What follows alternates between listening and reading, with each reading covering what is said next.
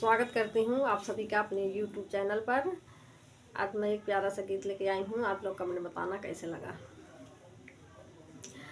आई महंगाई का जमाना, बलम तनी जम के कमाना। आई महंगाई का जमाना, बलम तनी जम के कमाना। सासु तना मरी है, ससुरु तना मरी है, सासु तना मरी है, ससुरु तना मरी है।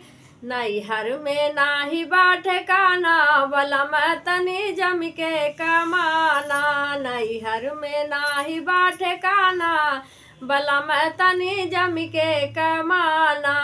आई महंगाई का जमाना, बलम तनी जम के कमाना।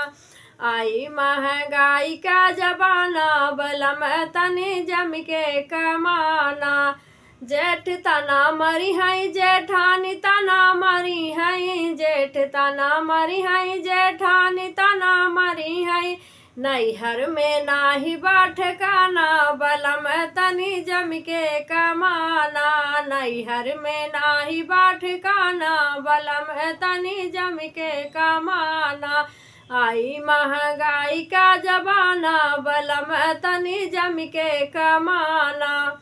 देवर तना मरी है, देवरानी तना मरी है, देवर तना मरी है, देवरानी तना मरी है। नैहर में नाही बाट काना, बलम तनी जम के कमाना।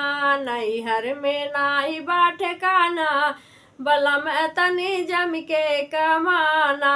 आई महंगाई का जमाना, बलम तनी जम के कमाना। आई महंगाई का जमाना, बलम तनी जम के कमाना। ननद तना मरी है, नंदोई तना मरी है, ननद तना मरी है, ननदोई तना मरी है। नैहर में नाही बाट काना, बलम तनी जम के कमाना। नैहर में नाही बाट काना, बलम तनी जम के कमाना। आई महंगाई का जमाना, बलम तनी जम के कमाना।